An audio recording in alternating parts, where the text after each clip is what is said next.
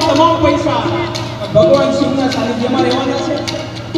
એટલે તમે વરહવામાં ખામી ન રહેવા દેતા અને બોલવામાં ખામી નહીં રહેવા દે આ તમામ પૈસા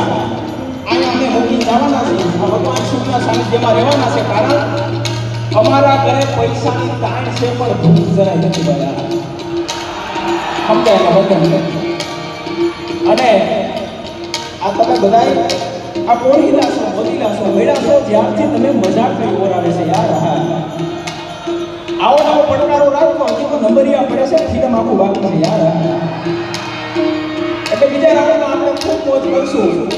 પણ ભગવાન શિવના સાનિધ્યમાં મેળા છે દેવોની જાગર દૂધ ઈતો રૂપાળા કાયમ રહીએ પણ બેડા નાખે ભૂત જોને કૈલાસ વાળો કાગડા એ ભગવાન શિવના સાનિધ્યમાં મેળા છે એકાદ કરીને યાદી